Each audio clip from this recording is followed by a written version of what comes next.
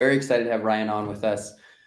Today, we're going to be diving into all the gold nuggets that Ryan has learned in not only his own path of investment funds and investing and doing some pretty cool deals, but also in working with our clients and really what he's seeing on the ground. So, for those of you who don't know, my name is Nikita Mangeris, one of the guys here at Fund Launch. I have a few investment funds that I've been able to launch thanks to the help of our guest today, Ryan Miller. And Ryan is our Rockstar head advisor. So he is the one behind the scenes on the front lines, working with the clients in our Black Card programs, and has even really personally helped me launch some funds. And Ryan, I think today is going to be able to give a lot of value and wisdom. So Ryan, thank you for coming on with us, my friend. Hey, Nikita, this is really good to finally be on here. I'm glad we could open up a little bit of time for you and I to share some time together. So really excited. Got a lot to cover today. Amazing. Well, why don't you kick us off just so people can get to know you a little bit better? Walk us through your background, really how you got started in business and investing. And yeah, just take it from the top.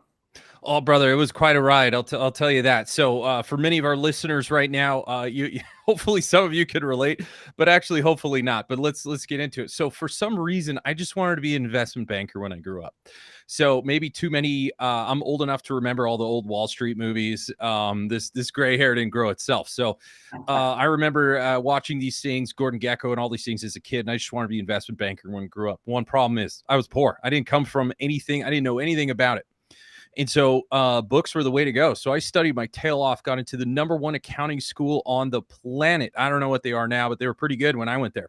That's just code for they had a strong pipeline to Wall Street. So I gave up all the fun stuff, girls and parties, and I just studied my tail off to really make the grade because I know where I came from and I had an opportunity to make a difference and rewrite the stars. So I did that, and I graduated with a finance degree and made it to New York City in 2008. It was literally the worst time, the worst degree, in the worst city to try to launch a career. So here I am, bright-eyed, bushy-tailed, ready to launch my career in Wall Street while everybody's walking out all depressed. So that was fun. So while I did achieve my goal, sort of, the recession had other plans for me, like it did maybe many of you who are listening right now. And so, I moved back to Canada. That's where I'm from.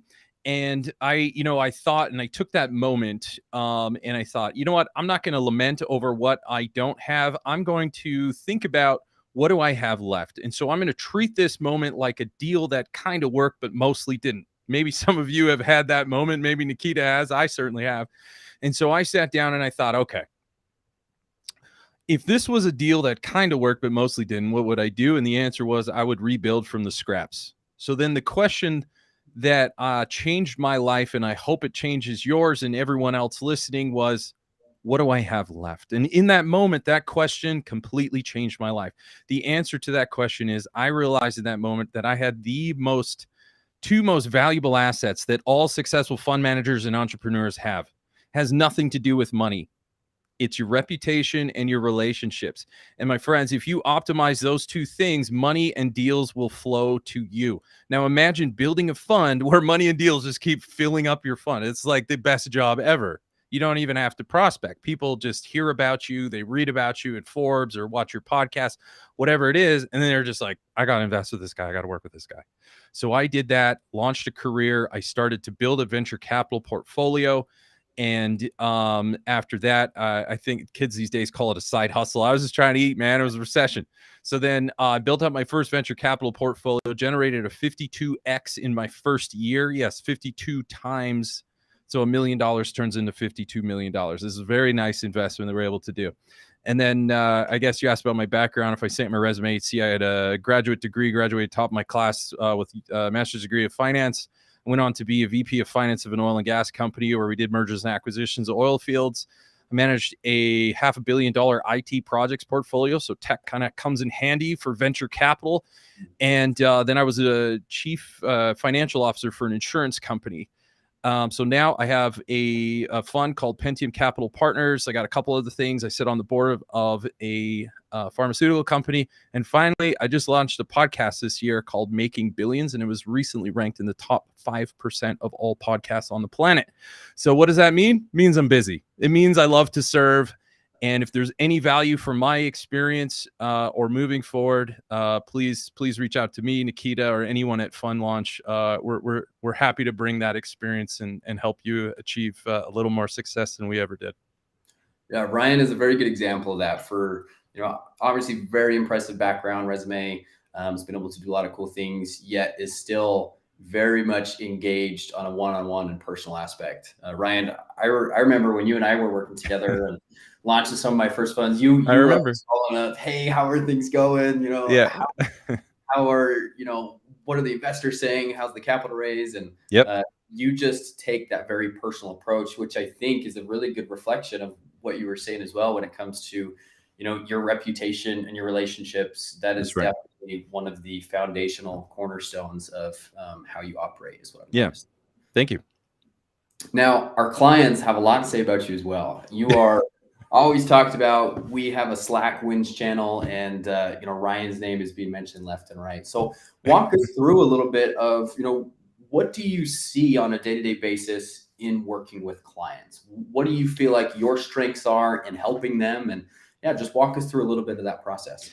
Yeah, I'm kind of weird, and in that way, it's kind of unique. So I didn't even know this, but one of more of the leaders, the executives, who when I hired, he told me I was the first coach that was hired. I didn't know this, so I always say I'm the first coach that was hired that didn't grow up with Bridger. So so in the early days, man, it was just me, Lincoln, and Bridger. We threw this bad boy that we call Black Card program, the coaching program. We threw it over our shoulders and we built it up. So in the early days, we were really just walk students. Like if I was the first face you saw, I was the next and the final face that you saw. So I coached you for everything. So I'm one of those weird coaches that at this point I can help you with anything. So you asked about my strengths. I would say whatever your questions are, I can help you. But this is the one thing that I do notice that really people underestimate. And this is one of the great things about Fund Launch is they get their launch formula mixed up. It's hard to pick a favorite, but my favorite part that this Fund Launch formula does is it flips it on its head and removes. We always think you need to start with legal. Start with legal. Yes, you need legal, but what we've done is saying, well, test your market first. So we actually adopted those lean startup principles, which any venture capital would appreciate, is to say, actually test your market, test your offering, see how that goes, and then come back and then make it legal, make it official. This is something a lot of people kind of confuse, and they spend all this money just to find out the market doesn't want their offering, and then they got to spend more money. So we help students to avoid that pitfall. That's number one. Number two, I would say one of my favorite things is talking about raising money. We are able to help people. In fact, it's me who teaches you that on how to raise money. All the students, I do keep track, we've raised, who followed my methods. I've helped students who followed my methods raise over $3 billion in this program. $3 billion. If that doesn't make you want to sign up, I don't know what does, but I would certainly sign up. Anybody that's helped others to do that, I'm in. So any program that does that, this certainly can do that. Obviously, I can't make a guarantee, but there are methods that are field tested and they work. So, so raising capital, understanding the Fund Launch process, or the Fund Launch formula that we call, and just having a coach, just having someone to bounce it. Look, sometimes doing this is tough. You doubt yourself. You're trying to achieve your dreams. You need a good coach, not only that can stimulate your neurology, but stimulate your biology, give you that courage and that strength you need. Because I know, I'll get to know you, and I know what you really want to start. This is going to bless your family. It's going to bless people's lives that you haven't even met yet. I will not let you give up. I think those are some of the areas that come in handy when you buy a do-it-yourself program versus a coaching program. I think it's a night and day difference. Yeah, I couldn't agree more. I think you really hit the nail on the head that we really flip things on its head of how they're typically done, in starting with, getting that market test first. That's one of the main things that you instilled in me, is like, look, let's get some feedback from investors. Let's get some reps in. Let's have some of those conversations, not only one, so you can get comfortable as the fund manager, but two, you can hear what they're saying in return and figure out if anything needs to be restructured or rethought through. What are some of those things that you recommend people have in place when they are going through that market test and seeing if it is a fit? Yeah, great question. I would say so. Number one, do you like raising money? Not everybody does. I don't know anybody that likes it. I mean, I kind of do.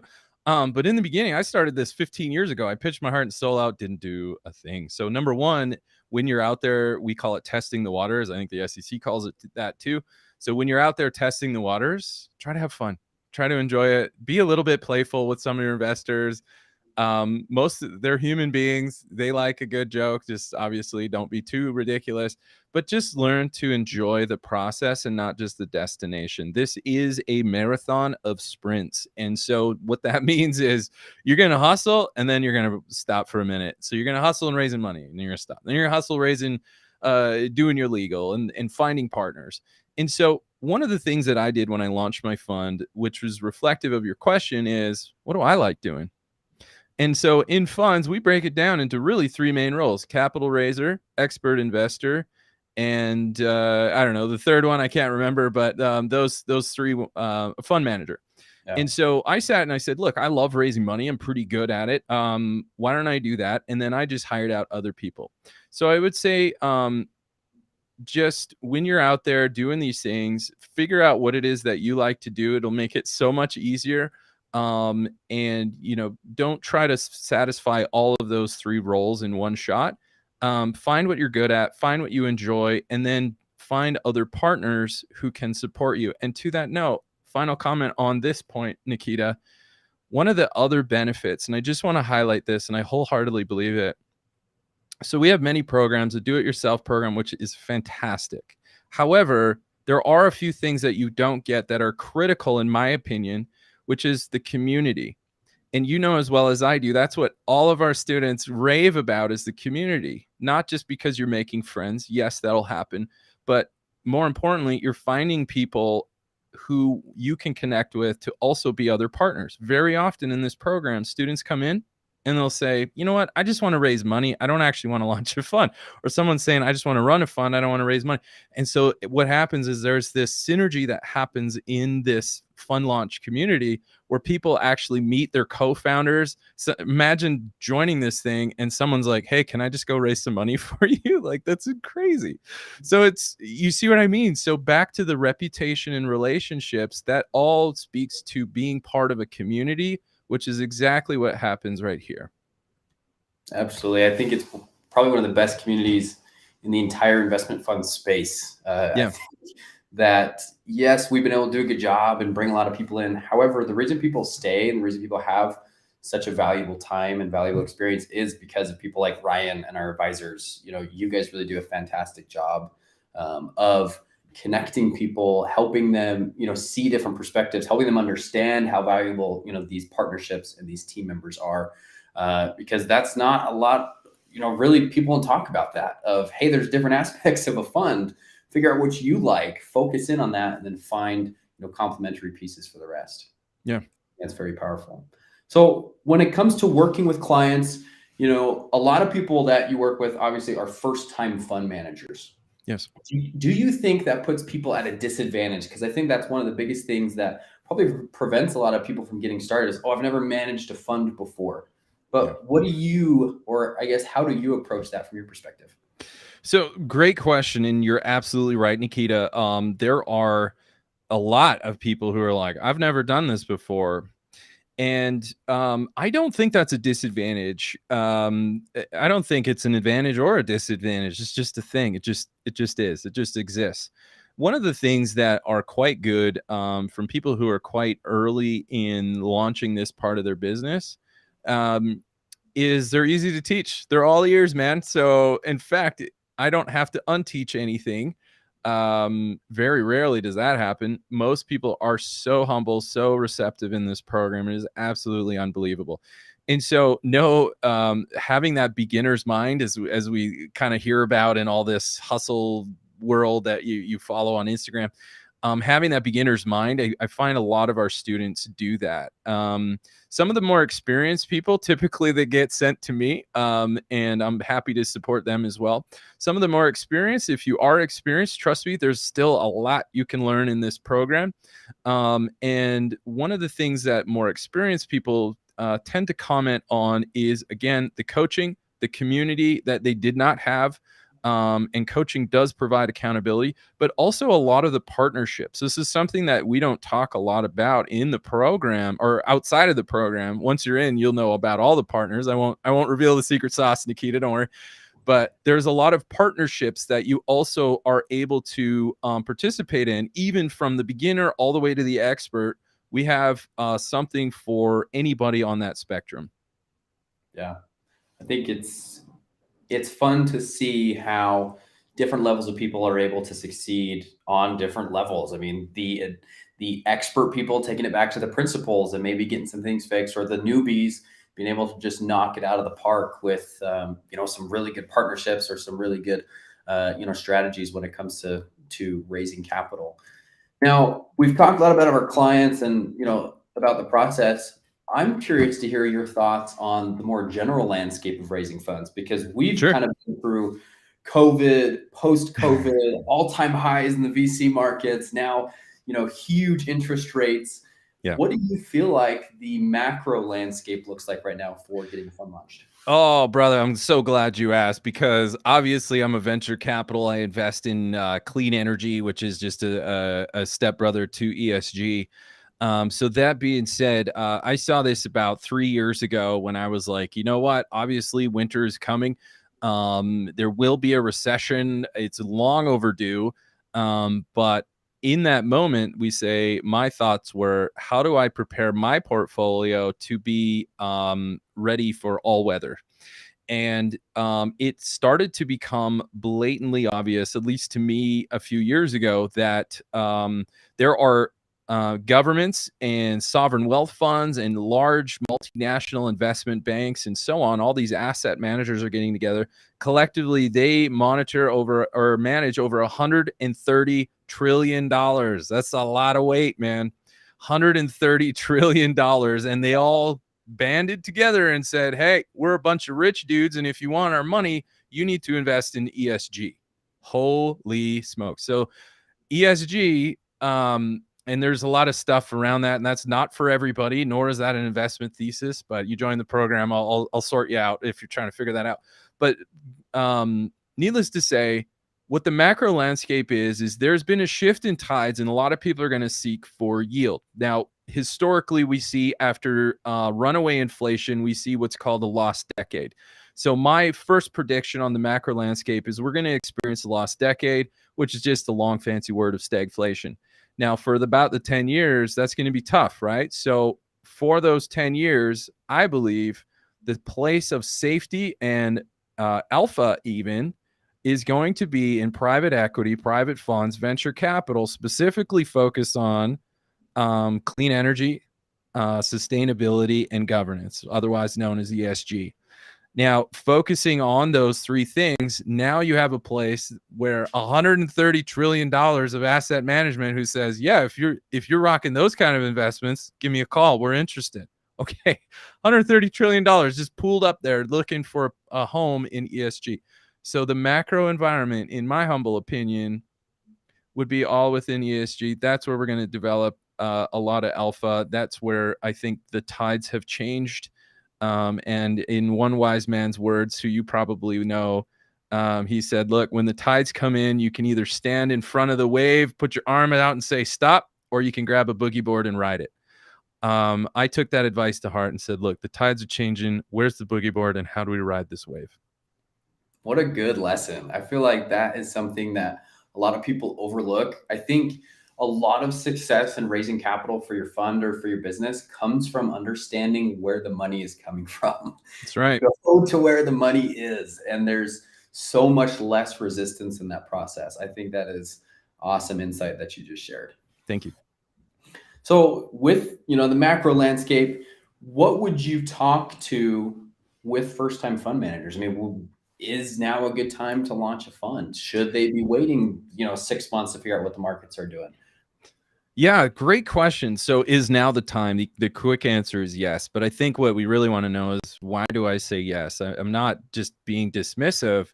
It really is the best time to do that. Now, again, if you look at where money flows, especially heading into recessions, during them, and coming out, education does quite well. So what happens is that people are, we call it retooling. So people are retooling, getting new skills and launching that.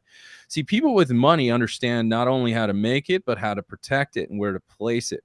So what this means is a lot of people are scaling back. There's a ton of dry powder on the sidelines, meaning there's a ton of cash that's waiting to be placed right now. In fact, it's at one of its highest levels historically. So what does that mean for new students? Well, what that means is there's a lot of low-hanging fruit, right? The field is ready to harvest right now. Immediately, right now, sign up for this program. We're going to help you get launched, and the speed is up to you. We can go as a matter of weeks or a matter of months. It's up to you. But the point is, there's a ton of dry powder right now. I would say launching your fund, either going into choppy waters, is the best time. And I think, I could be wrong. Someone, I'm sure, will the internet will fact check me on this, but I believe some of the biggest monster funds, Ray Dalio, his Bridgewater, Ken Griffiths, I believe all of those mega funds all launched during a recession. Now, we're not in a recession, but the talking heads say that we're going into one. Sure, I guess we'll see. I'm ready for it. But either way, now is a good time to launch your fund. Love that. I think it's really just a matter of having that perspective. I think a lot of people, just need that first step of confidence to know, hey, it's a good time to launch a fund. And what I found over the past several years is, there is always a good angle to launch a fund around, whether that's a changing thesis, whether that's, good at low interest rates, high interest rates, whether that's dry powder, whether that's, whatever the situation is, there's always a good pathway to get your fund launched. And I think that's a huge benefit of having people like Ryan, some of our other advisors with all these very diverse aspects and levels of experience to help navigate that, for sure. Awesome. So one of the things that I want to end with, and then we have a few questions that have come up. I want to hear about things that you were excited, whether that's wins from clients, personal wins, but walk us through some wins that you're seeing right now. Geez, where do I start? So right now, so I have, first one that comes to mind is somebody that's working on a north of $1 billion development deal in the continent of Africa. Obviously, that's about as far as I can disclose. Phenomenal thing. These people are signed up and very pleasantly surprised. Another one of my guests or students or friends by now, this guy was in Forbes magazine. He's done all of these amazing things on TV shows, completely revamped a lot of what do we say? Just lower income housing, Section 8 and everything. He's done that. Another student of mine, we worked on his thesis. Get a load of this, man. So we worked on his thesis. This guy was he was creating homes for the homeless in his country by buying hotels.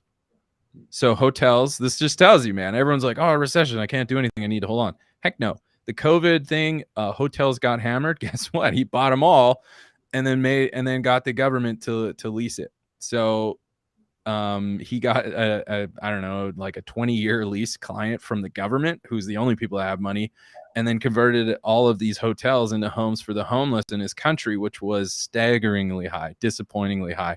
And this guy took it on. He felt a duty to serve his people, and he did it through the skills that he had. And I'm pretty sure he made a few bucks along the way. I could keep going, man. I mean, the as well as I do, in the community, the Slack channel. I mean, we give away shoes for people that have raised $10 million, $100 million.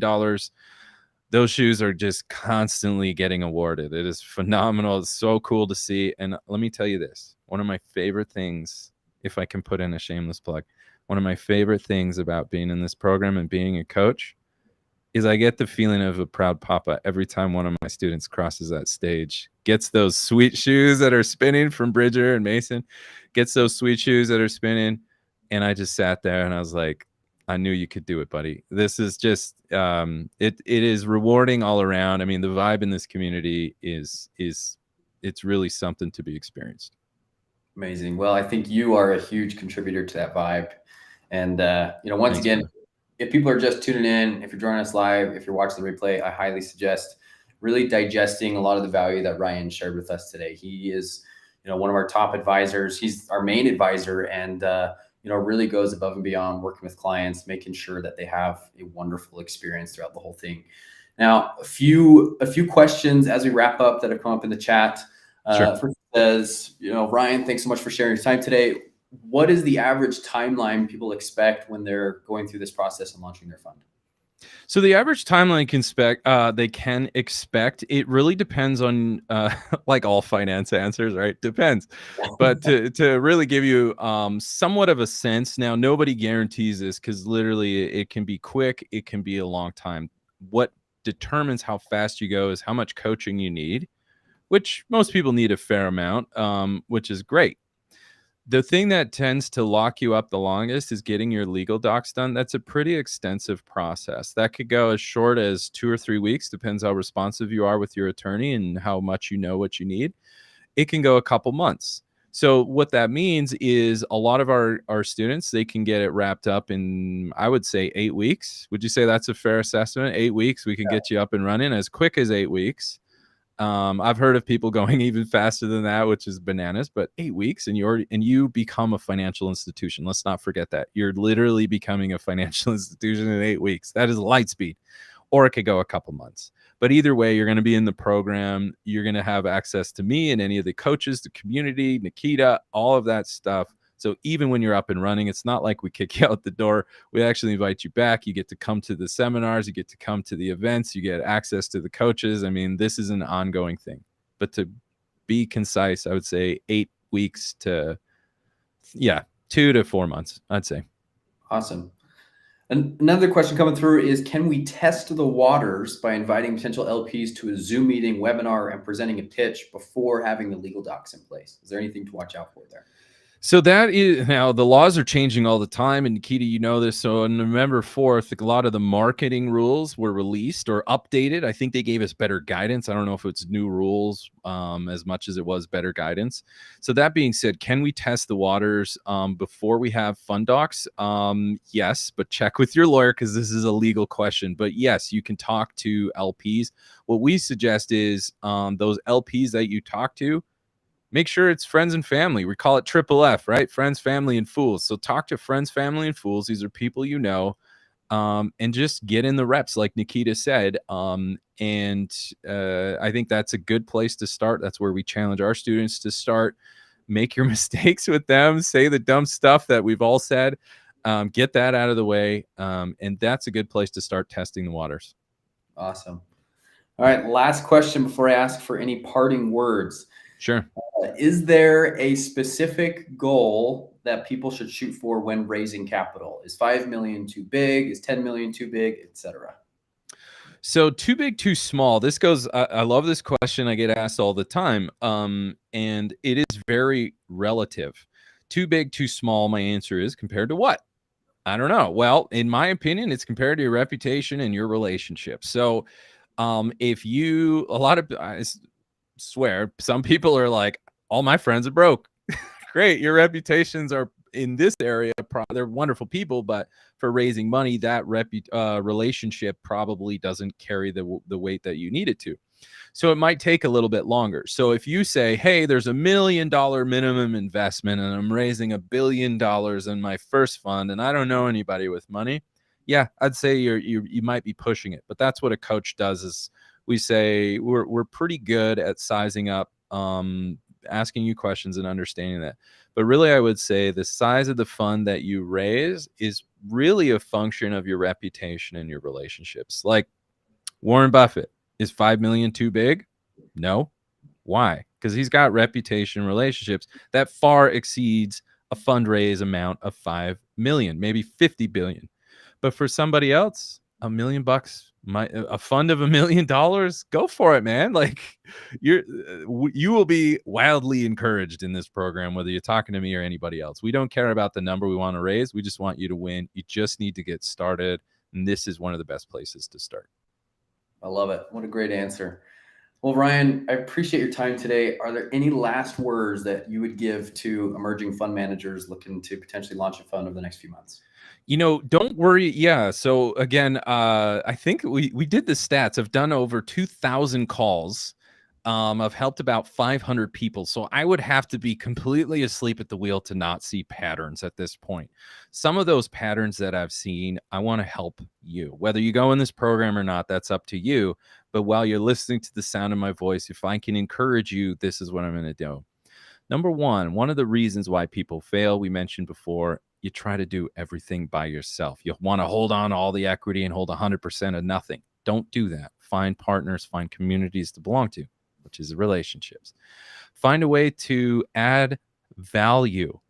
When I started, that's what I did. I would talk to these wealthy people, and I wasn't a lot of things, but the one thing I was good at is building financial models, and I would volunteer. I always joke, being generous made me rich. Be generous with your skills. That's a great way to get into the door, to really get the seat at the table, get your feet under the table where deals were done. In the early days, that's how I got started. I learned a lot. I met people from Saudi royalty. I met people that were billionaires in the energy sector, all because I had this attribute of being generous. So I would say keep leveling up in figure out ways to build your reputation and your relationships while still maintaining generosity in your skill sets and the value that you add. One great philosopher told us the law of nature alone will find a way to eliminate things that do not contribute to its environment. So being generous is a way to contribute to your environment, to not get knocked out of the game, and continue on your quest to grow your wealth and to benefit your life. Wow. I feel like that's something we just need to sit with for a minute. Let it percolate into your soul. I think that is just a reflection of really this whole call today. It's been so valuable. Ryan, you've been such a key asset in the process of all of our clients getting their funds launched. Have been such a good example of that yourself and doing some awesome, huge deals and capital raises. So once again, thank you so much for your time today.